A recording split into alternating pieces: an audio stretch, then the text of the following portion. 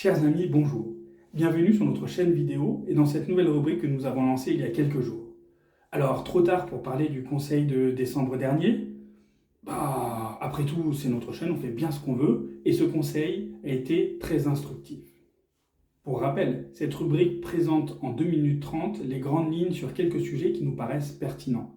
Chacun est ensuite approfondi sur nos outils de communication, le site web, la page Facebook, Twitter, Instagram, et bien sûr, vous pouvez réagir en commentaire de cette vidéo.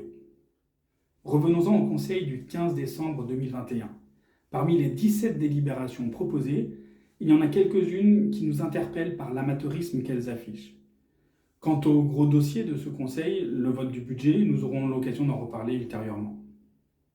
Le conseil débute par le vote d'une subvention à une association de quartier. Bonne nouvelle pour Roche-Plaine.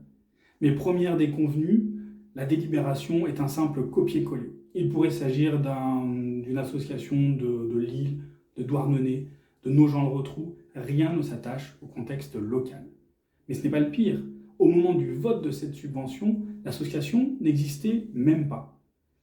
Alors, le maire nous demande d'attribuer des fonds publics à quelqu'un, quelque part, peut-être, un jour. On a même entendu dire, mais s'ils n'existent pas, on ne leur versera pas. Alors non, monsieur le maire, ce n'est pas comme ça qu'on gère des fonds publics. Pour maîtriser les budgets que les Saint-Égrévoises et les Saint-Égrévois vous ont confiés, vous devez être garant de chaque euro versé.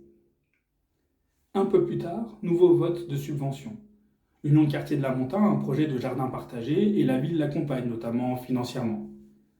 Il y a même une délibération spécifique à ce sujet. On imagine donc y trouver la subvention. Eh bien non, ce serait trop carré, un projet, une subvention.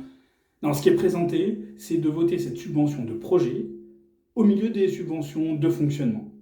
Alors vous ne voyez peut-être pas le problème. Après tout, tant que les fonds sont votés, est-ce si grave que ce soit dans telle ou telle colonne?